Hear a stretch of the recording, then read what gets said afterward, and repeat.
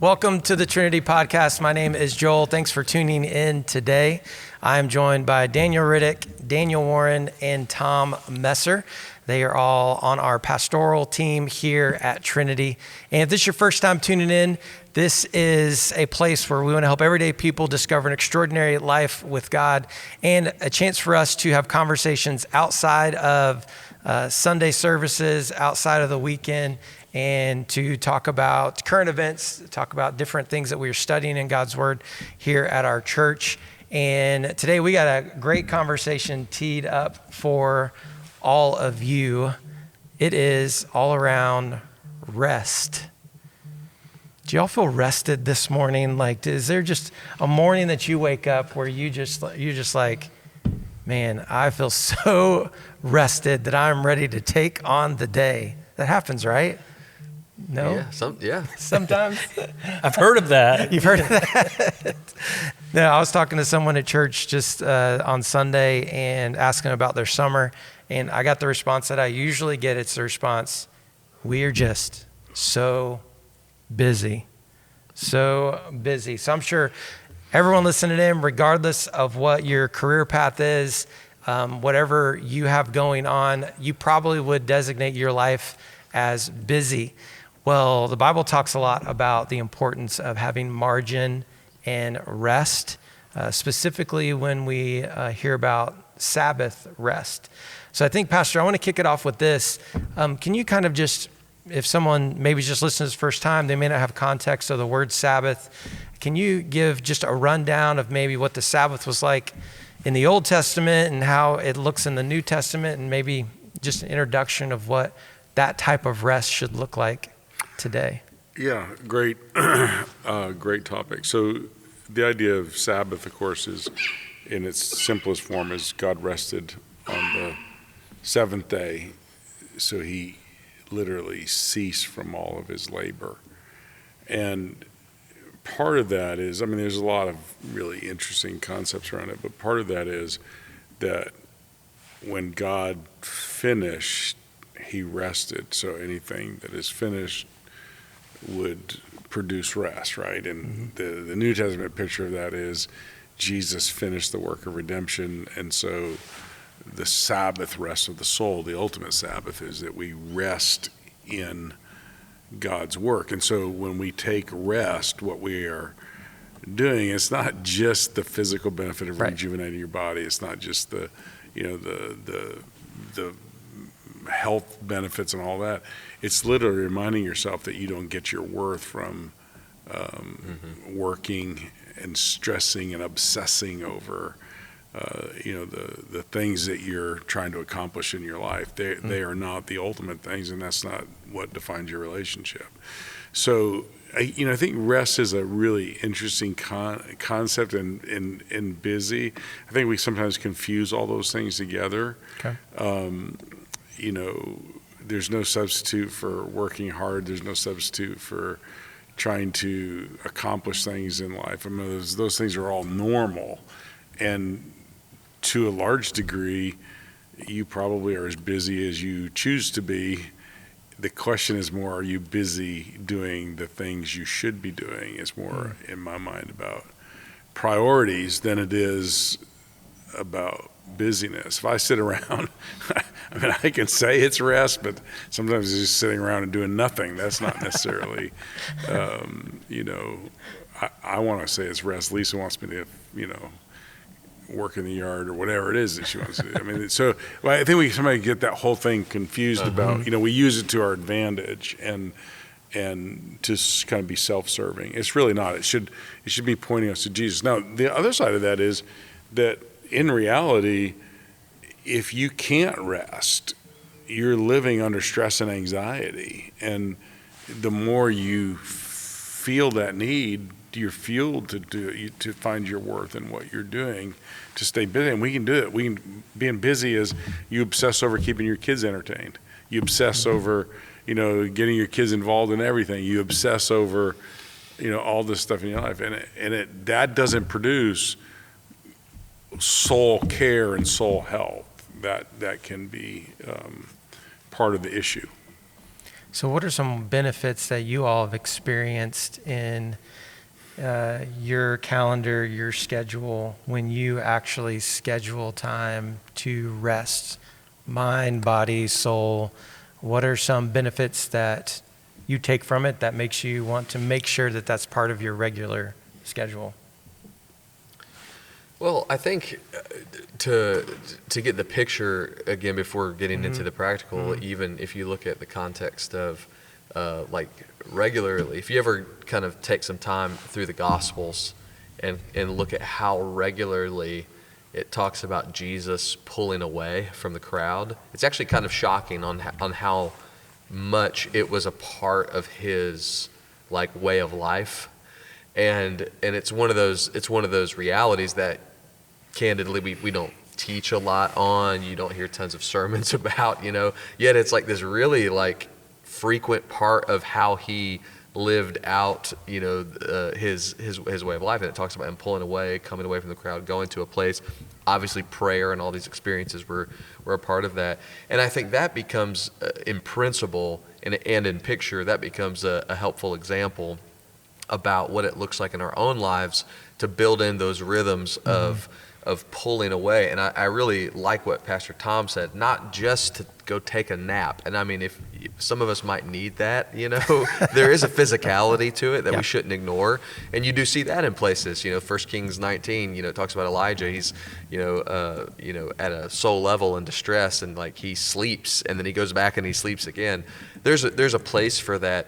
I think in a bigger picture, it really is baking into your rhythms or way of life, opportunities where you're coming away from, kind of the rigor or even the routines of life in order for refreshment and health. And that could be physical rest, but it could also be some other kind of experience, recreationally, spiritually, that become key points of rejuvenation in your life.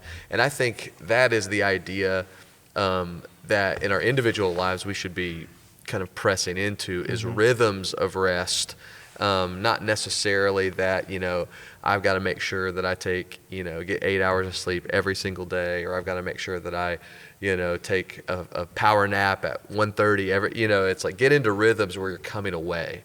And I think that becomes a really kind of anchor idea into building a lifestyle of kind of healthy rest and the principle of Sabbath. One of the best books I ever read, I always kind of laugh when I think about this, but in 2008, I believe, I went to Hawaii for 15 days. And I took some books to read with me, and the first book I read in Hawaii was a book on rest. It's just kind of always, it's the ultimate, kind of hyperbole of what I was doing. But the book is Margins by Richard Swenson, and I've alluded to it a lot over the years in preaching.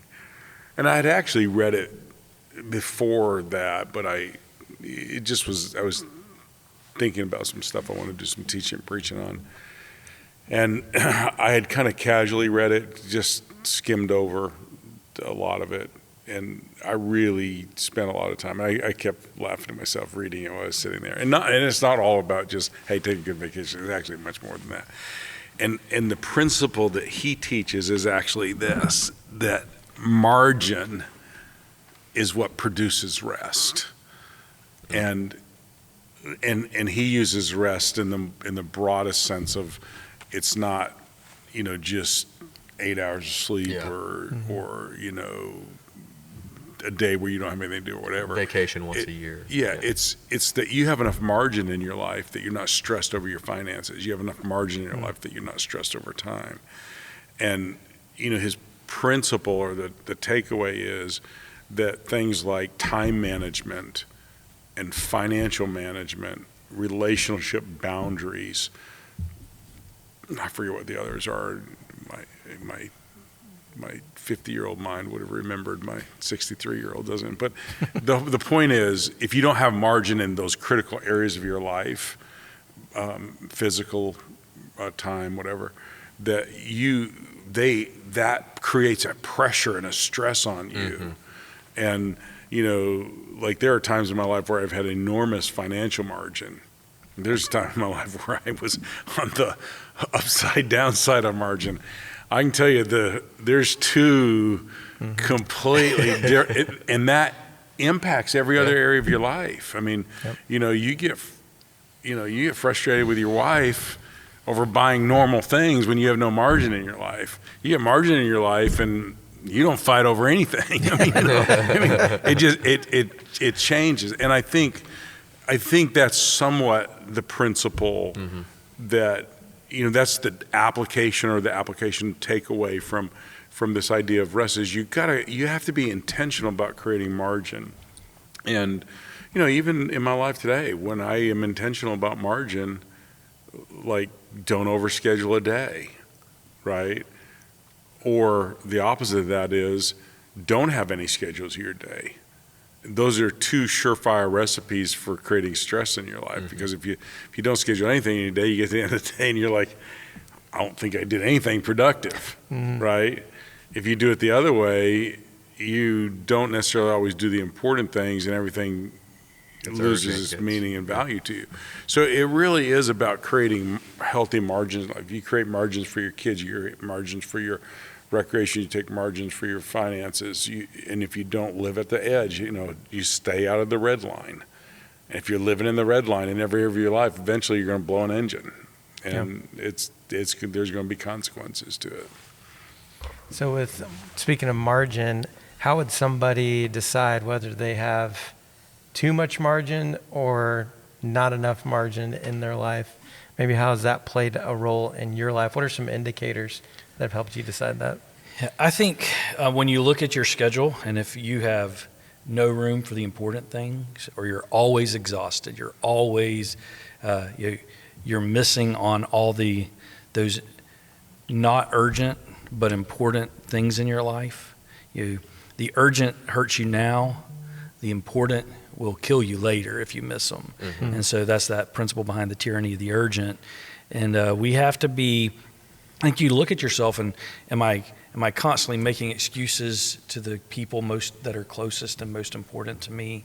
If you're always missing your kids' birthdays, games, whatever, or you're always feel like you're letting these others down, and that's one thing. If I'm letting people down because they want to presume, but I'm frustrated that I'm not getting to the important things, then I think you have to do an inventory on why. John Mark Comer, great book, The Ruthless Elimination of Hurry, talks through some practical ways that you can just look at your life and begin to remove the pressure of today. In an agrarian or agricultural society, you follow the rhythms of the day and the rhythms of the season.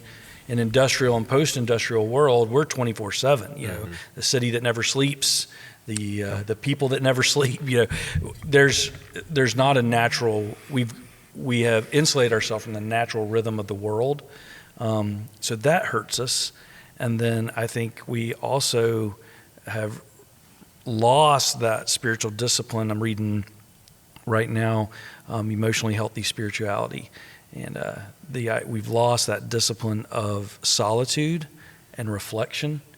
And because if I'm sitting there and rather than just thinking and meditating, processing things, I get my phone out and mindless, numb the void rather than really just spending time thinking, journaling, processing.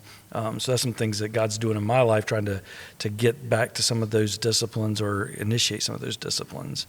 So I think those are all things, taking that time to reflect, to really evaluate where we are, doing a time budget, just like we would do a financial budget.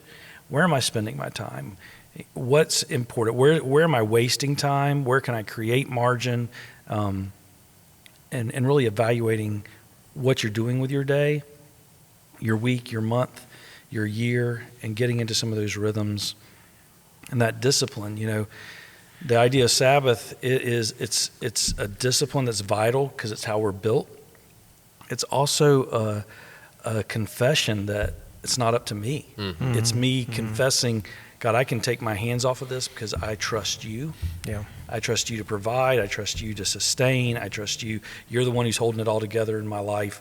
And I am not the key that holds this all together. God is. And sometimes we can't let go and shut down because we're afraid the whole thing's going to fall apart. And if that's the case, then that's why it's a Sabbath is a spiritual discipline as much as a physical discipline, that it's a confessional aspect, that I'm trusting God, not me, not my wisdom, not my work ethic, not my willpower. So I think all of that is important. I think we underestimate, and I've experienced this in my own life, and I've tried to become more intentional about this over the last number of years in kind of looking at kind of the rhythm of my life holistically. But I do think this is true. I think we underestimate how significant the lack of margin, and I do think that is that is the concept. The lack of margin has ripple effect impacts on so many areas of our life. And, and I'm not saying in every case this is true, but he used a great example. It's like some of us are struggling in our marriages, which seems like let's have a whole separate podcast on marriage. Yeah. Some of us are struggling in our marriages because we have zero margin, and we have not addressed the rhythms of our life and the movement of our life to realize that the way that we're living is not healthy for marriage. Or the way that we're living is not healthy as parents, or it's not healthy for our kids. Or, we could just we wonder about people's engagement or our own family's engagement with the local church. And it's like, man, it's just, church is hard. Well, it's really not. It's the way that you're living your life has no allowance or space for it. And you could kind of just keep dropping in those things. This idea actually has tremendous, like I said, ripple effects into every part of our life. And I think you go back to, I feel like over the last number of weeks, we've been either teaching directly or indirectly, we've been circling back to, kind of God's original design. And it is, we should not pass over quickly. We've kind of learned about it in Sunday school, but we've not thought about it deeply, that in God's original primary created order was this concept of rest. And here's what we know. And I've joked with people about this before, because people say, well, God's rested, you need to rest, and they're talking about a real physical, you got to take a nap, you need to get good sleep, and it's like, well, was God tired when he rested? Well, everybody answers that and goes, well, no, God wasn't tired. Okay, well, then we know right off the bat, it can include that, but that the idea of rest is bigger than just physicality, and it was baked into God's original intent and rhythm. For us to ignore that right off the bat in Genesis chapter 1 seems like a really, significant kind of thing to overlook, and then expect the rest of our world and our life to kind of flow, in a healthy way. I was thinking, just on that idea of being tired, I have a 2-year-old grandson, and then we've raised 4 kids. There's sometimes where everything is irritable, nothing's going right, and you just look at this kid like, you're just tired.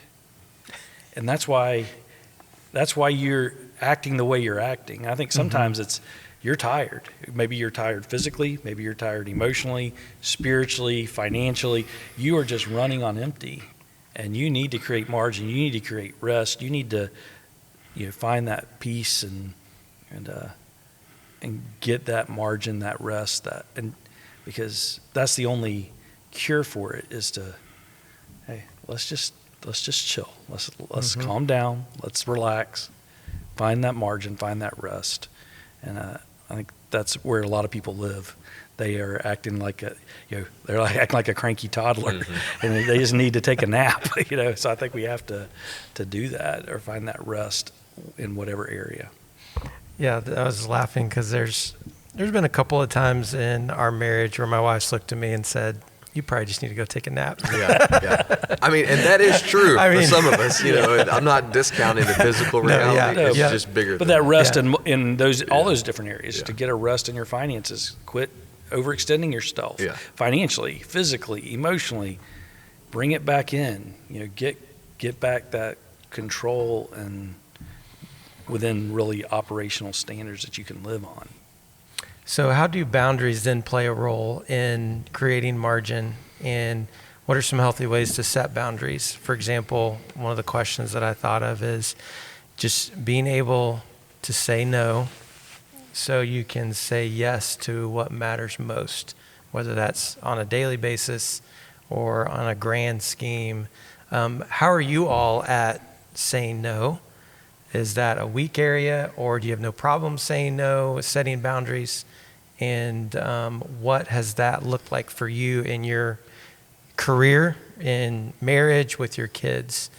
Are you guys good at saying no? Have a really good administrative assistant. Yeah, so there's all sorts of things. Like, a principle, boundaries with, like, my kids is a specific example. A boundary principle for me with them is to intentionally not do for them what they can do for themselves. And you create a boundary problem when you take ownership of their problems. I had this conversation with somebody the other day, is that I said they were kind of pouring out their frustration about this issue they're trying to deal with. And I said, here's your problem. You keep volunteering to be the solution to the problem. You're not. Say to them, when you get that problem fixed, let me know, because I'm really happy to help you. And I think once you get that problem solved, I can help you with the next step. And it's amazing, when they said that, the other people said, oh yeah, I'll get that done right now. Well, their whole anxiety was about trying to take on something they couldn't solve. It's the same thing with people. I talked to several people the last couple of weeks about issues in their life, and I'd say to them, if you don't have the ability to solve that issue, don't take ownership of it. You can't do that, and you can't own the outcome, the consequences for decisions that people have made. People want to say to me, I am going to be homeless, or I am going to, I don't have a car. Well, you did that. I didn't do that. You did that. Mm-hmm. Now I'm happy to help you try to think through how you can learn from that, and maybe some things that can become a safety net. But I am not going to get pulled into that as if it's all on me to solve that problem. And margin in your life is the ability to not get so emotionally tied into the people you're trying to help that you can't help them. And part of what you have to do is stay strong enough that you're dealing in a position of strength to help people who are dealing in places of weakness. So it's not just saying no. It's that you have to create enough distance from the actual problem itself that you don't allow people to become dependent upon you, which is codependency, to think that you are the solution to their problems. There's people in our church that they call every month, I have to see the pastor. And I say to Tony, 3 times a year. That's it. Because the conversation is going to be the same, whether I see him every month or I see him every quarter. The conversation is not going to change at all. It's the same conversation. Right. What they really want me to do is fix problems that they're unwilling to address on their own. And it's not going to happen. And you gotta be good with that. You gotta understand that that's the way it is in people's lives. Now, it doesn't mean you can't be empathetic. Doesn't mean you can't be compassionate. Doesn't mean that you can't care deeply, right? But you can't fix everybody's problem. Yeah. 2 resources with that. One, our Celebrate Recovery talks a lot about that idea of codependency. So they meet every Sunday night at 6, and I think that if you really struggle or you're in a codependent relationship where you're just weighed down because of an adult child or a parent or a spouse or a friend, whatever that you're in that codependent relationship with, I think that's a great resource. And then the Boundaries books by Cloud and Townsend. Those are great resources. I know boundaries in marriage, boundaries in parenting, just the general boundaries in dating, all of that idea of how do we create those boundaries in a healthy way, and just really understanding that. Those are great resources that I recommend regularly. So, what are some common barriers then that when you begin to create margin, and maybe it's someone that takes a look at their schedule? I was talking to my friend the other day that is married, has kids, and decided to go back and get more education and get his master's. So he had to reorganize his life basically to create time. Well, he just finished his master's, and now he actually realized, I have so much time. I just didn't organize it properly, and getting my master's forced me to do that. Is it really all about being intentional in organizing your time? And on the other side of that, is there a guilt to creating margin because you feel like you need to be busy and you need to be producing, whether your career has a lot of pressure on producing? What are some barriers that you all have faced or you think are common amongst everyone when they start to try to create margin and things begin to push back against them? Well, I think sometimes some of the barriers are more perceived than they are real. In other words, sometimes some of the barriers we have to overcome are these kind of like false dichotomies we've created that if I do this, I can't do this. When the reality is there's actually likely space in your life for, all kinds of experiences or relationships or circumstances. It just takes a little bit of, kind of intentionality. And that's, I think that becomes one of the key issues is the idea of margin and boundaries and rest is almost all the time. If you look, take rest specifically, which is our broad topic. If you go into a Christian bookstore or you do reading on that, it's usually going to be kind of, a lot of this is going to be filed under the heading of a spiritual discipline.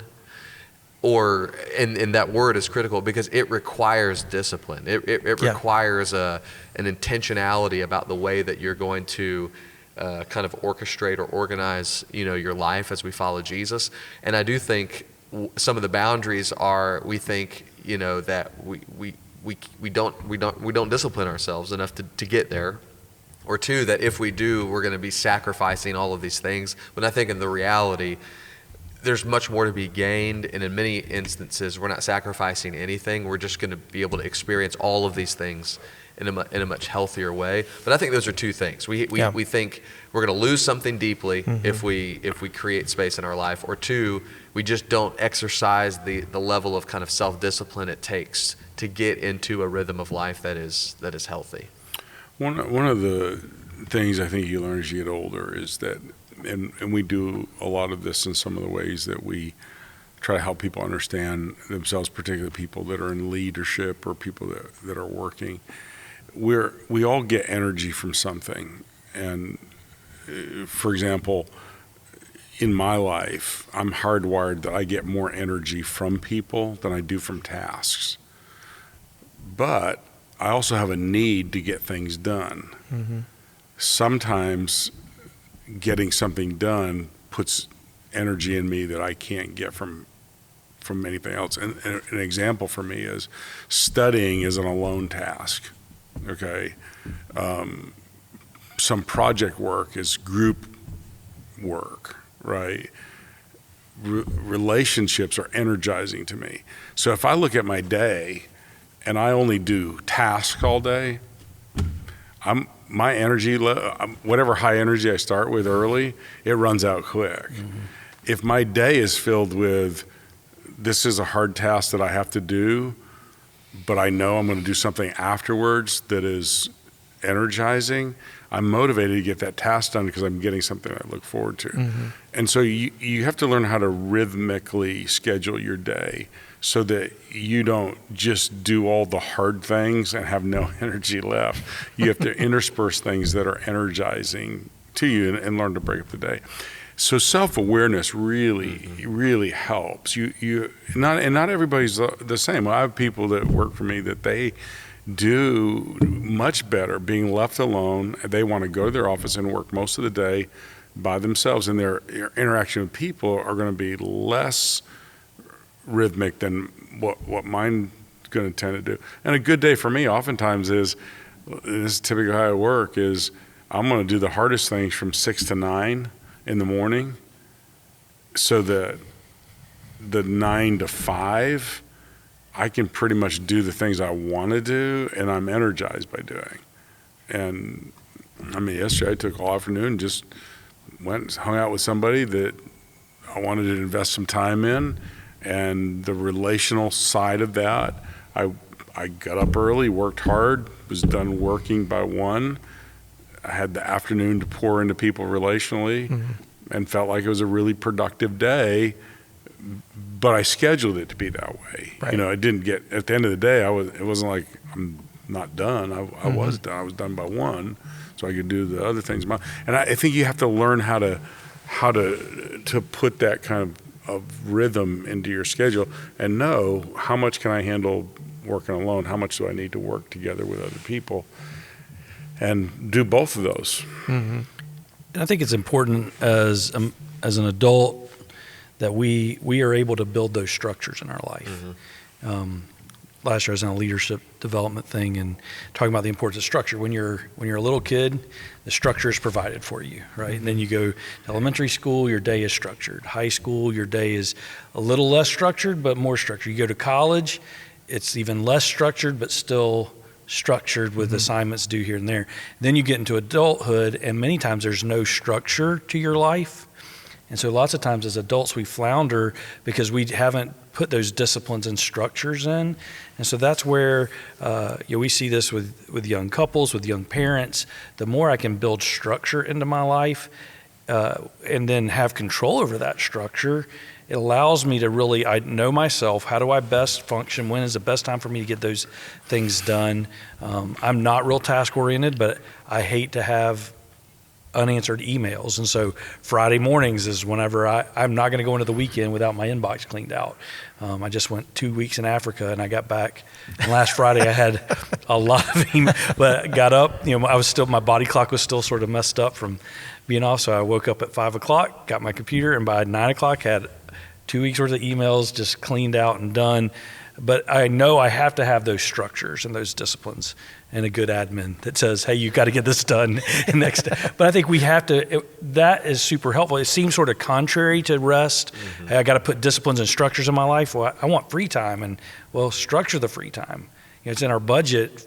The budget allows us to know we're going on vacation next week, and our budget tells us how much we can spend without stress. Well, if for those of us that are going to feel guilt about taking time for ourselves and self-care and all the buzzwords of today. If a budget says, hey, I can get everything I need to get done, and one of those things is 4 hours of me time a week, and then because I know that's essential, I have to, in order to be fully present and fully involved in my family, my church, my job, I have to recharge. And by scheduling that, it takes the guilt away, because I've budgeted for that and I've scheduled it, and nothing can go in that time because I owe that to my wife, my kids, my job, my church, my relationships. I can't be the best. I can't be the me they need unless I have that time with God and that time to recharge as my person and myself. And so I think that's important. That structure is super important. I think kind of echoing what Daniel is saying too, in that most of what oftentimes what needs to happen are not radical. I mean, occasionally you might be living in such a way that requires just a restart, but most of the time it's really like incremental change that we underestimate that makes such a huge impact over time. I'll just use one example, but this is the reality. It's if I told you, I could give you, 38-hour days for spiritual refreshment. If people are interested in that, they'd go, wow, that's incredible. Or they'd go too, well, there's no way I could do that. I work, all that. Well, all that is not even 7 days a week, 5 days a week, taking 1 hour a day for the purpose of prayer, reading, and Bible study. It's 250 hours a year divided by, it's more than 8-hour days worth of, and it's 1 hour a day. I'm going to start my day at 6 a.m. and from 6 to 7 I'm doing this. And what we fail to realize, it's a month's worth of investment over the course of a year. And sometimes we think, well, I've got to figure out how to get a month in there. We see no way forward, and it's like, it's an hour a day. Right. Yeah. It's an evening once a week. It's this time, once a year. And I also think it's very helpful if you look at the moments, the rhythms of life. What do I need to be doing, daily? What do I need to be doing weekly? What do I need to be doing monthly? And then what are some things that got to be on my calendar annually? And usually they go from small to large, but it's like you should be able to look at your life and go, well, every day I'm investing in these things that are important to me in these small ways. Yeah. Every week I'm doing something intentionally. Every month I've got a strong block here. And then once or twice a year, I pour in a deep way. And I would say if you looked at your relationships or your finances, spiritually, your individual kind of self, all of those things, if you can't see those things daily, weekly, monthly, yearly, there's usually just room for improvement and growth in that area. I think that's great because sometimes I feel like we see it as I've just got to move this mountain, and it's not always I'm going to move this mountain to give me margin. It's probably I'm going to make little adjustments incrementally throughout my schedule that over time it's going to add up. Right. It's going to make a difference. Well, and that goes back to that whole idea of, and just to use another example, it's like, for those of us who are literally tired and works hard and all that, it's like I could just use a whole nother week of vacation. And that's a strategy, but for a lot of us, that's not possible. You get what you get, and you're going to take the time. But again, maybe you have the flexibility to leave work an hour early on Friday. Well, do that over the course of a year, and there's your week. Yeah. There's the extra week right there. You can get it. It just takes some creativity and some work to get there. So a little more lighthearted, fun question, but I'm sure the people that have the opportunity to hear you all speak regularly would probably be interested in this. What or how do you find rest? What are some activities that you're like, okay, when I do this, that is restful, that is recharging for me? And I know sometimes it's obviously not all just a nap. We have different ways and things that we do, even though we're doing something, that give us rest. So personally for you, what do you do? Like what's something, Pastor, that you do that you're like, this is something that I schedule in my routine because I know this recharges me.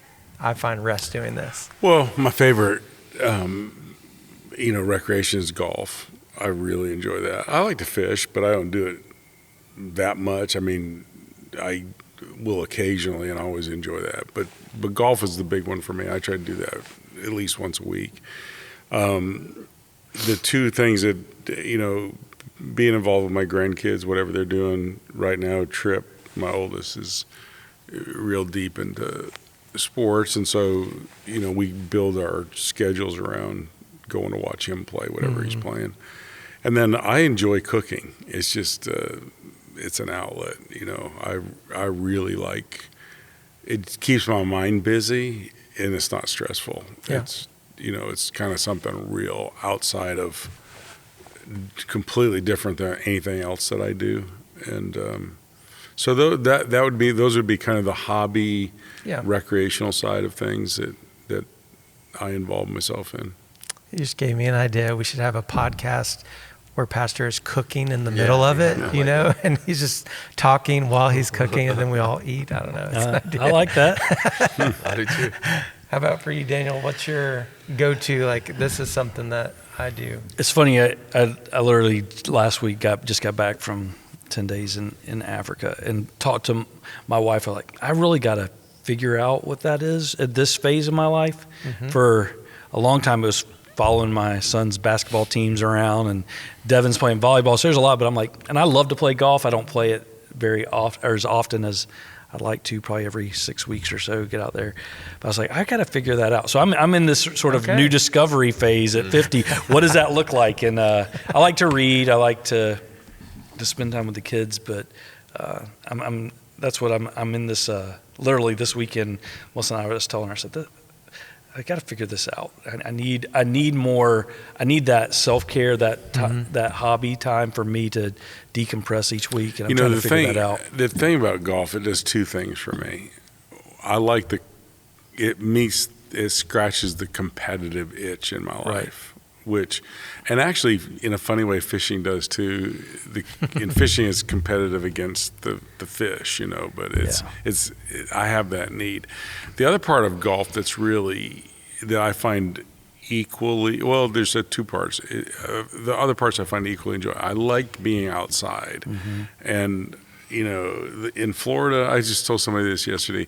The thought never occurs to me, go outside and enjoy the weather in Florida. And just like, in other words, I wouldn't go outside just to go outside. It's too hot. But when you get outside, like the other day, I actually didn't play golf. I went and walked on a golf course just to get some exercise in. And it's amazing how much wildlife there is that you don't pay any attention to at any other time. That part I like. And then the other part is it's typically for me, if I'm in a good rhythm, I'm playing golf with people I like. And a lot of times the relational need is what's refreshing more than how well you play at golf. And I tell people I enjoy playing golf with people I like. And that, now you could say, well, then you don't like playing golf with people you don't like. Well, that would be true too, but I don't. You don't schedule those two times. And sometimes, I forget so many times about what the actual golf experience was. It was the people experience. And so I like to find things to do that meet more than just one need. You feel like, hey man, that really does. Now, I don't like to play golf and counsel people. I've done that, and if it happens, it happens, but it's not like I'm not going there because I'm trying to solve somebody's problem. I'm going there to get away from people's problems, that kind of thing. I find that I'm super talkative on the golf course until either I start playing terrible or things get competitive. Yeah. Then it kind of gets quiet. One of my favorite is I like playing golf with Bruce, who's on our staff. Yes. He'll die when he hears this. But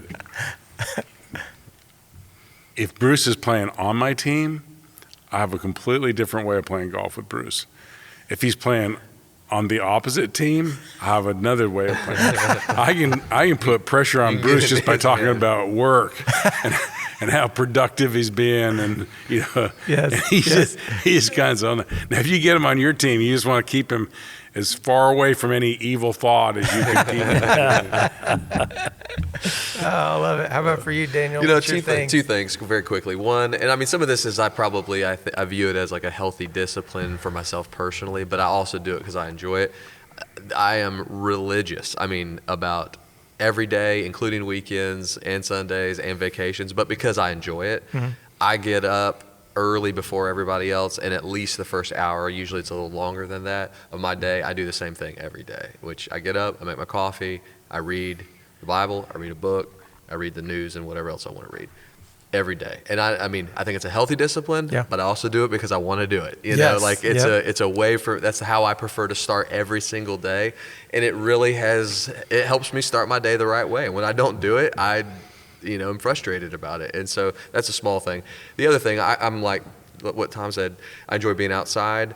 We've got a farm with animals. I love doing things, small, not urgent project work that's hard. I like doing small stuff that I can complete and finish, even routine stuff. I like mowing the grass because I can start it and finish it, and when it's done, it looks good, and then I sit on a chair and I look at it. That's very... How old are you, Daniel? Hey, I'm just telling you, that's very relaxing for me. Of course, I enjoy family vacations and all that stuff. But those are the young kids, get off my lawn! Those are the kinds of things that kind of just, slow me down, and I feel rested is when I have no time pressure to get a task done. I just go out and do it at my own pace, get it done, feel good that it's been done. I feel very good after that. I love that. So it's mowing grass, golf, and still figuring it out. Yeah, I like what you said. I like creative stuff, and I like competitive stuff, and so that's what I'm trying to figure out. Do I just play golf more often? Do I get in? I like creative aspect. I was a music major in college and there you art go. teacher, and so I like to. Devin, she's an artist, so we'll draw. We'll do different creative things like that. It's funny, and it's these conversations are good. I mean, I didn't really know. I did zero preparation for anything we talked about today. Well, that's the podcast. That's our podcast. That's the secret sauce. It's funny. I would say this.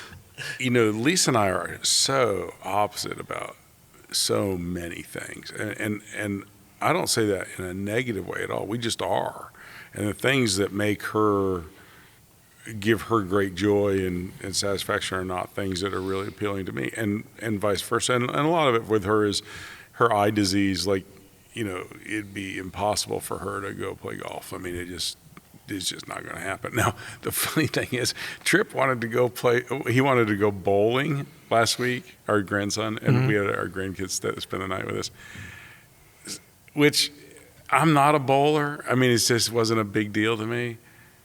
Lisa took it so seriously, and she was winning. And she would say, I mean, literally, she would say, did I knock any pins over? Because she can only hear, she can't see, right? And we would tell her, yeah, you got there's one on the far left. You got everyone but that one. And she'd nail it. I mean, I'm like, I can see him, I can't do it. Save my life. But typically, she's so non-competitive. I mean, it would, if in fact it started to bother her that she was doing so well, because she doesn't want other people not to win, that kind of thing. What I've found is that I get as much as I like the other things I do, I get the outlet finding things that make her happy. And that's probably the time that I'm probably doing the least. In other words, I'm actually doing as close to nothing as I would ever do anything. But I just enjoy, again, it's relational, and it's an outlet. And, she typically doesn't want me to talk too deeply about what's going on in my life as far as work, and it's not that she doesn't care. She's it's just not.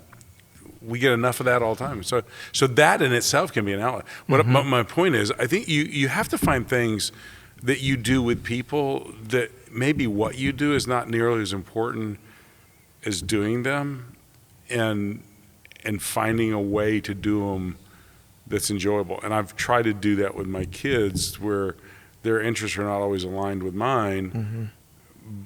It's not what they do. It's finding enjoyment in doing it with them, being with them to do it. It's a great time to plug our summer hangouts, which are opportunities for you to discover some hobbies, some things to help you unwind. I love that. So good. tbc.org/hangout. You can check that out. We have different things happening all around Jacksonville, built around common interest and building community this summer. Hey, let me encourage you, if you've listened today, look for opportunities to build in that Sabbath rest. Again, it may not be just taking one entire day. It may be little incremental things to get rest spiritually, emotionally, physically, relationally. And obviously, it's by God's design. So let's take time for that this week. Now, let me remind you, we are coming up on a ending of our second season for the Trinity Podcast. And we will be finishing it up here. One more podcast to go. And then we'll take a break over July and August and fire it back up on Labor Day. So as always, thank you for listening. We got one more to go, and we will see you next time.